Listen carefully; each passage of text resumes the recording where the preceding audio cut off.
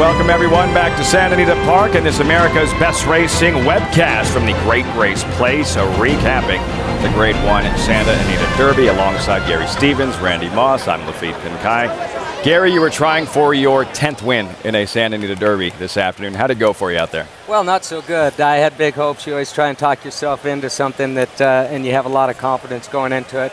Horse broke well, and we got into the first turn. They really slowed the pace down, it seemed to me. The fractions were legitimate, but for these kind of horses, they really did get to do what they wanted to around the first turn. I had to take a little bit too much hold of my horse. He's immature, hasn't raced a lot, and he got upset with me. And it became a schooling event for him from that point on, and I became an analyst for the rest of the race and learned as much as I could about the competition for races moving forward. Well, let's put your analyst hat on then. I mean, we've still got the Arkansas Derby and the Bluegrass to come up next week, but at this point it looks like Verrazano is going to be the favorite in the Derby. How did these horses we saw today, Golden Sense and Flashback that ran 1-2, how do you think they compare with the East Coast horses? Well, we've always got the East-West Coast thing going on here, but I've got a lot of respect for Verrazano and Vijak after today's races. But you've got to respect Golden Sense and his trainer, his rider, and I also respect Flashback. Flashback showed a completely different dimension. This is what they were looking for in his last race, and he did it. He answered the question so many times with these young 3-year-olds. When they are asked for speed early on in the race, they want to do that the next time they ran. And Garrett Gomez was able to sit the perfect trip down on the inside. In the meantime, on the outside, Kevin Krigger is able to stock off of the solid pace here, chasing Super 99, and they weren't dawdling out there. And then he's getting a little bit of pressure early on from the big long shot on the outside, but he didn't care. He relaxed through that, Randy. Yeah, that summer exclusive, the horse that had just broken his maiden in his career debut, going 6.5 furlongs, had applied some pressure briefly on the outside. And here you see Gomez is still riding the rails, saving ground, and has Flashback nice and relaxed. Yeah, there's two things I liked about this. Not only did he relax, but he got a lot of kickback. There's a lot of sand flying on this racetrack right now. It's wet sand. It's what he'll get at Churchill Downs, and it obviously didn't bother him. Garrett's on a loose line right now, and when he picked him up and asked him for a response, it was instantaneous, and he goes up to join Golden Sense on the outside approaching the quarter pole. But Kevin Krigger had to be smiling the entire trip around because he was loaded when he came into the stretch. Now, you were busy galloping out Stormfighter, but Krigger told Donna Brothers on the racetrack as he was coming back. Donna asked him about the 1.25 miles of the Derby. And he said, I'm going to skip ahead. He said, I don't think 1.5 miles is any problem. Well, I'll skip ahead right with him because I watched him gallop out after the race. It was the first thing I was looking for. And watch this last 1/8 of a mile. He's coming away from Flashback, and as he galloped out towards the 7/8 pole, which is the extra quarter of a mile he's going to need, or 1/8 of a mile, it was no problem. His ears were up fluttering. He was a happy horse looking for more competition. Thanks for stopping by. We missed you up here. Thank you, guys. I had a good time. Thank you so much. We'll see you next weekend in the Bluegrass Stakes Oxbow for Dwayne Lucas. Gary Stevens has already won 2 derbies for Dwayne Lucas, Winning Colors and Thunder Gulch. So again, the system to get into the Derby, gold graded stakes earnings no longer exist. It's all about the points. Orb, winner of the Florida Derby on top. Verrazano winning the Wood Memorial. Both have 150. Golden Sense with that victory, 129 points, more than enough to get into the Derby. Starting gate, Flashback moving forward as well, 70 points in 7. Normandy Invasion, a huge photo to finish second in the Wood Memorial over Vijak. He went into the race with only, what, like 10 points? 10 points. 10 points, and finishing third might not have been enough to get the Chad Brown trainee into the Kentucky Derby. But just that last extra surge that you saw in the Wood Memorial to take second away, I think it's going to make the difference, definitely, between being in the Derby, which he's in comfortably now, or possibly being excluded had he had just 24 points. Verrazano still unblemished. 4 straight victories. He wins the Wood Memorial. Christina and Joe, and in Southern California, it's the same story. It's Doug O'Neill over Bob Baffert, but again, this is just another battle en route to the war. Absolutely, and I think what really strikes me most about the afternoon, Joe, we got the throwdowns we were expecting. Flashback, Golden Sense, Verrazano, Vijak. We know who was best today, but it could be very different in 4 weeks' time with a 20-horse field. Most definitely, and that's the great thing about these races is you can pick them apart in so many different ways, and then there's 20 horses in the Kentucky Derby field, there's 150,000 people there. How is the race going to shake out? Who's going to handle the environment? Who's going to get the 1.25 miles? And at least going in, Christina, we've got some great storylines with Doug O'Neill going back to the Kentucky Derby, and theoretically Bob Baffert could have 5 horses in the Kentucky Derby. 4 are eligible right now, and then he's got another one in Den's Legacy with 20 points. He runs in the Arkansas Derby, so he's got 5 potentials still. I have to admit, Golden Sense surprised me a little bit today. Off of his last race and how aggressive he was early on, he really did relax. He behaved perfectly. And when they hit the top of the stretch and Flashback came to his hip, he kicked clear. Kevin Krigger was right. He did have more to finish with. Most definitely, and that's what the trainers want to see with these 3-year-olds over the course of January, February, March, April, and into May is the progression. And we saw Golden Sense with some major progression today. He was able to relax. He kicked free. He looked like a horse who definitely handles a 1 1/8. 1.25 miles is the next test, but he's definitely headed in the right direction. It's a pretty big afternoon of racing here today. Of course, a big afternoon of racing back east in New York as well. And we have Katie Abbott here from the social media department here at Santa Anita. So Katie, we wanted to ask you, aside from the great racing we had today, what else happened at Santa Anita? Aside from the amazing racing that's going on today, we have a fabulous party in the infield. We have the band Iration playing in between races, so it gives you a time to listen to the music and then get to the wagering window and place a little bet. We have over 50 microbrews, premium food trucks going on. I mean, a lot of activity out there. There's also a lot of fun for family. We've got pony rides and what are they called, those chutes that kids come down? Jumpers, that's what it is. And those are the favorite out there. Face painters galore. I mean, really, the track is for everybody today. It was a pretty exciting afternoon this afternoon, and you can follow Santa Anita on Twitter at Santa Anita, and of course at ABR Live for all of the racing action and all of the extras that they offer you here at the track. Microbrews, that's a magic word. It's like 2012 all over again. Doug O'Neill winning a Santa Anita Derby, playing the role of I'll Have Another is Golden Sense, and playing the role of Mario Gutierrez, Jockey Kevin Krigger, and his reaction following today's victory in the Santa Anita Derby. There go my notes. He was with Donna Brothers moments ago. Notes are overrated. Kevin, your first Grade 1 victory and on a very nice horse. What's this win mean to you? You know what? I'm going to thank these guys, man. Dave Kenny, Josh, Glenn, Bettino, Doug, Tom, my agent, all my fans, you know. I mean, like I said all along, I've started making history with this horse from I won the Delta Jackpot, and I mean, we're going to continue to do it. And Donna, the further this horse gets, the more of a race horse you're going to see. You're not worried about the 1.25 mile distance, Kevin? No, I'm not even worried about the 1.5 miles. We're going to skip to that. You know, I'm not worried about none of the distances. Kevin, let's talk about how the race shaped up. Super 99, as we kind of expected, went to the lead. Was your horse resting comfortably and rating comfortably? Yeah, he was pretty comfortable. You know, I just kept him to where, like I said, my main focus all along with Golden Sense. And the entire team, O'Neill believes in him as a relaxed horse, and as long as we get him to relax, I mean, his potentials is uncapped, you know? Have you given yourself the luxury of thinking what your first Kentucky Derby ride is going to be like and being there underneath the Twin Spires for the Churchill Downs Kentucky Derby? You know, man, I'm glad to be on Golden Sense in this situation right now because I've had the fortunate to sit on some horses that's made it to the Triple Crown races, but I mean nothing like him. But you weren't still riding them then? No, I never got to ride him. That's what I said. I mean, I felt horses that made it there, but I never felt nothing like him, and to be able to be on him right now, I mean, I can't thank these guys enough. And like I said before, we're going to have a celebration in a few minutes over there. I mean, this is a nice position to be in. Congratulations. Thank you. All right, guys.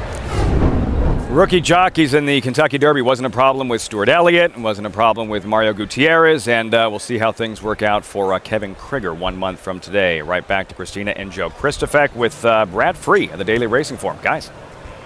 That's right, Brad Free joining us here in the paddock, West Coast columnist for the DRF. Brad, an exciting day of racing. We want to know your opinions for Santa Anita Derby and Wood Memorial. Well, one thing about the Santa Anita Derby, when it comes to Doug O'Neill, you cannot sell him short. He had Golden Sense absolutely prepared for a terrific race today. I was a little concerned that they were training away this horse's best weapon, which was his speed. But Kevin Krigger put him right into the race. He got a perfect trip. He got first run. And when Flashback came to him at the head of the lane, Golden Sense did what a good horse does. He dug in, he fought off the length of the lane and won the battle. It was a good, solid race by a good horse. Does it make him the Kentucky Derby winner? Can't quite go that far yet, but like I said, with Doug O'Neill, he won the Santa Anita Derby and Kentucky Derby a year ago, trying to do it again, and he'll be taking the West Coast contention back to Churchill Downs. Well, Brad, let's talk about a different aspect of Santa Anita Derby Day, and that's the atmosphere around here. This place was jam-packed.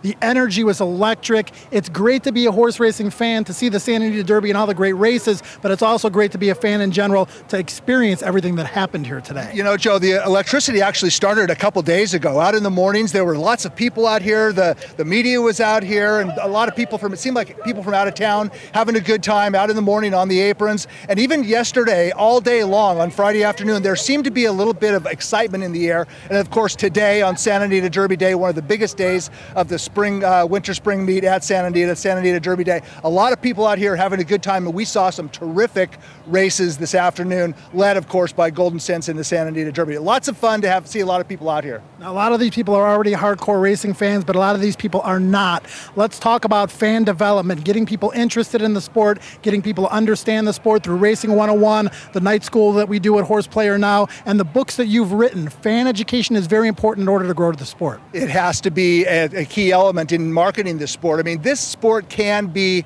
very intimidating to the novice. Let's face it, there's a lot of numbers to crunch, there are a lot of factors to interpret, but it's not as difficult as we sometimes make it seem. In fact, there's only about 4 basic handicapping fundamentals: condition, class, speed, and pace. And if you can master those, and I'm still trying to master them 30 years into this game, you never learn everything, but those 4 key elements are the building blocks in picking winners: condition, class, speed, and pace.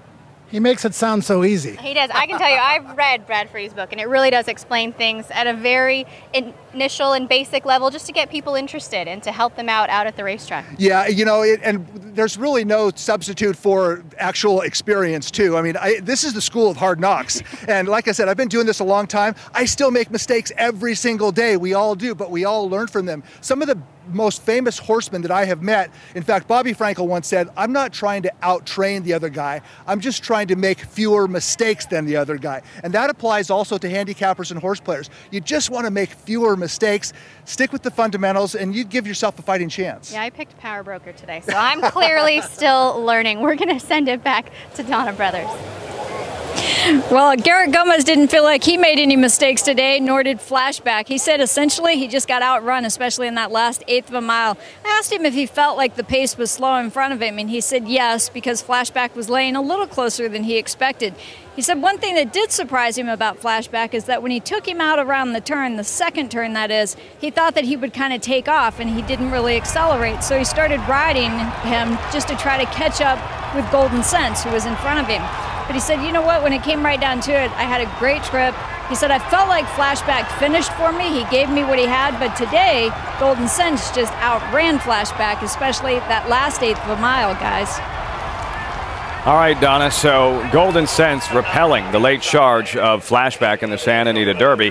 And we saw some of the same in New York this afternoon with Verrazano and Vijay hooking up in the $1 Million Wood Memorial. Verrazano really tested for the first time in his career when another undefeated horse in Vijay came up to his hip at the top of the lane. There were some question marks about how he would react in a circumstance like that, but he did quite well. Now, at the start of the Wood Memorial, you see the horse from the inside post position, Chris and the Capper, the 80-to-1 shot that was coming out of sprint races, went to the lead as expected, but as also was expected, Johnny Velasquez right there with Verrazano, who has excellent tactical speed. You see Johnny taking his horse to the outside a little bit. He doesn't want to get mixing it up with a 80-to-1 shot on the front end, but Verrazano nice and relaxed in second, getting the quintessential perfect trip because the pace was not fast at all in this race. You see the first quarter mile up there, 24-4. They went the first 6 furlongs in 1:13 and change. So they were pretty much walking on the front end, and Verrazano easily well within himself as Vijay and Normandy Invasion start to creep up a little closer. Javier Castellano at this point, white silks on Normandy Invasion right behind Verrazano. Sensed that the pace was slow, he needed to be closer, and Joel Rosario on Vijay just to the outside of Normandy Invasion, same thing. Vijay's first loss of his career all of his 5 races at Aqueduct. Watching that race, challenging Verrazano the way he did as the field goes into the far turn and they're about to hit the top of the stretch. I think it's safe to say Vajak did not lose a thing in defeat this afternoon. No, he didn't. And you see he's right to the outside of Verrazano right there, who looked for a second like he was going to just spurt away and win with authority. And then, as Todd Pletcher explained, at least it's Todd's theory, he sort of idled a little bit and waited on the other horses. Now, that's just an opinion. Are you buying what he's selling? I don't know. I don't know if I'm buying that he was idling through the lane, which is what Todd also said. As you see, Vajak to his outside and Normandy Invasion now closing outside of those 2 in third. So it'll be Verrazano winning, not with a great deal of pizzazz. I think you put it best. It was a workmanlike victory by Verrazano, but he did answer the test of courage, and he will go to Churchill Downs almost certainly as the betting favorite for the Kentucky Derby. Maggie Wolfendale with winning rider John Velasquez, winning trainer Todd Pletcher shortly after the Wood. I'm here with Ramon Dominguez, who was injured here at Aqueduct and suffered a skull fracture. He's on the road to recovery, though, and we've caught up with him here today. You look wonderful, Ramon. Talk a little bit about how your prognosis is coming along. Well, I do feel very well, and this has been sort of frustrating because although I feel well, after seeing the doctors a few times, I realized that my brain injury was a lot more severe than I first knew, and I am right now doing therapy 5 days a week, and the doctors seem happy with my progress, but at this time I just got to take it one day at a time.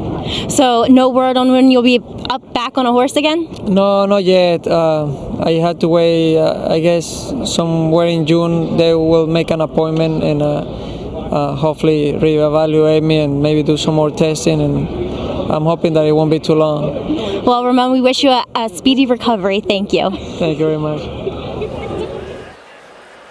And you will hear from John Velasquez and Todd Pletcher shortly, but injured rider Ramon Dominguez, 2-3 Eclipse Awards in a row, one of the very best jockeys in the country, and hopefully he'll be back in time to partake, and if not the Kentucky Derby, maybe back by Preakness or Belmont. Oh, you heard him say he's thinking June before he can go back for the next appointment for the doctor to look at him and give him another evaluation. So, I mean, that's going to come as a disappointment to a lot of people because, for example, trainer Shug McGahee, who has Orb, is probably going to have to find another jockey now because Johnny Velasquez is almost certainly going to ride Verrazano in the Derby. And Shug, after the Florida Derby, had mentioned Joel Rosario. And if Ramon Dominguez was back riding, he would be a good option as well. But obviously, that's one option that's now off the table. Yeah, for Rosario, as good as Vajak ran today, hard to imagine him jumping ship. And same with Velasquez. As you mentioned during the broadcast, Velasquez and Todd Pletcher, all the success they've had together, very hard to imagine that Johnny V is going to bail ship for Todd Pletcher and Verrazano. So if you were making the morning line, right, and I know we still have the Bluegrass, we still have the Arkansas Derby next week,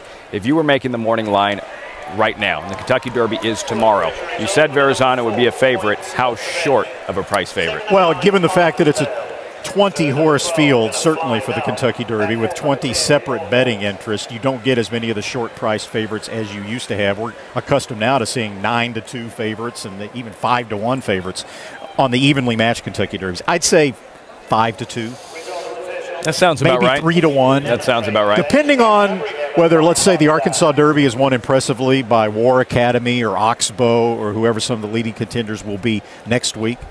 You know, that could maybe have something to do with it. And by the way, I wouldn't be surprised to see Rosario jump off of Vajak to ride Orb. Really? No. They're similar.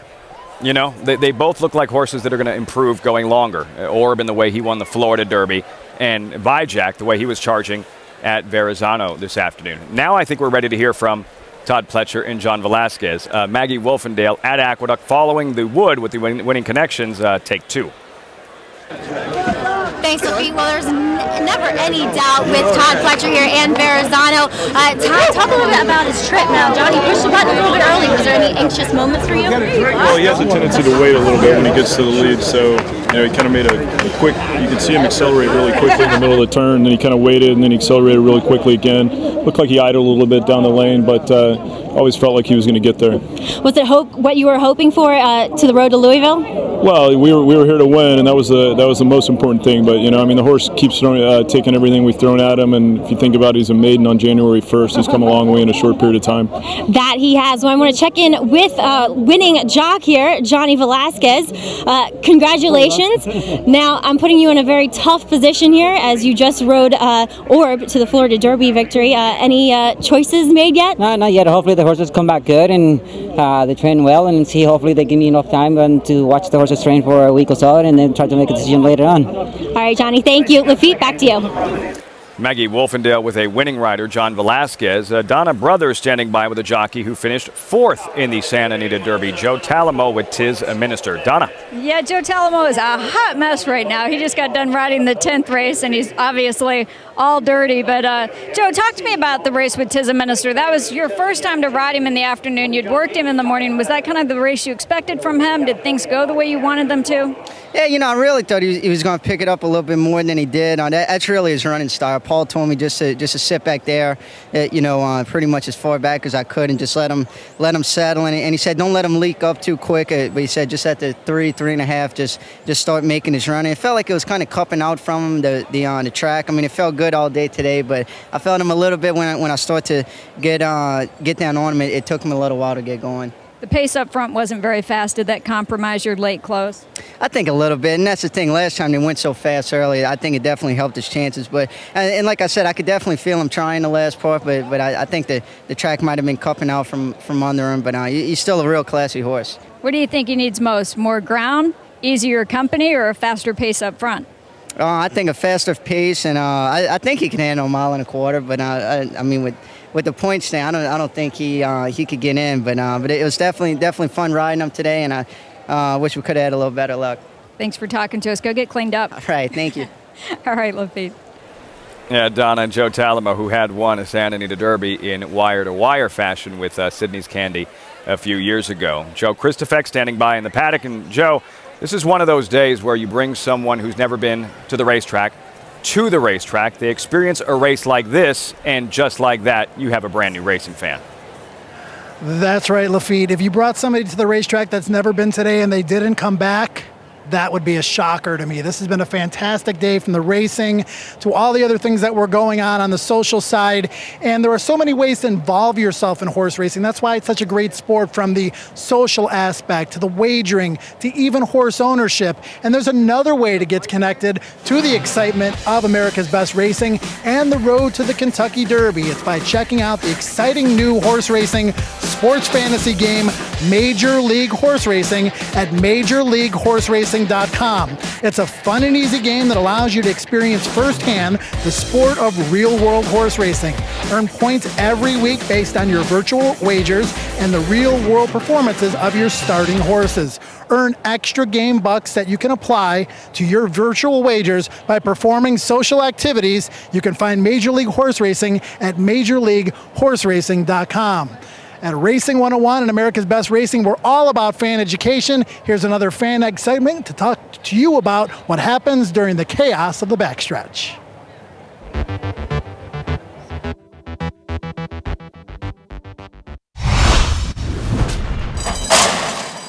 The backstretch at a racetrack is a world all its own. What a lot of people don't realize is some 2,000 horses live on the typical backstretch of a racetrack. And when they're happy and healthy, they race every 2 to 4 weeks. To tell us about the morning routine here in the stable area, it's trainer Terry Pompey. And Terry, it can be a little chaotic during the course of your mornings. It's chaotic, but it's great. It's really good. We start our mornings around 5 a.m. I have about 22 horses in training here, and every horse has an exercise regime, whether it be jogging, galloping, or time breezes. When they go out and they do their routine, they come in, they get a nice bath, they hand walk for 25 minutes, some get massages, we brush them, we pick their feet. They're taken care of like pampered athletes. Our motto is, if we take the best care we can of them and they look great, they're going to go out and perform at the best they can for us.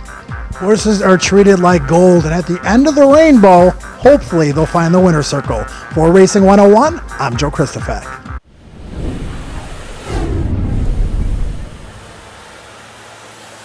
And the road to the Kentucky Derby does continue next week with the Arkansas Derby and the Bluegrass Stakes on NBC. The Bluegrass going in, Randy, is a wide open event. Yeah, you've got Uncaptured, who was second in the Spiral, Java's War, who was second in Tampa Bay, and then you've got the Arkansas Derby as well with Oxbow and Gary Stevens, the probable favorite there. Bob Baffert's got War Academy, all roads, of course, leading to Churchill Downs on the first Saturday.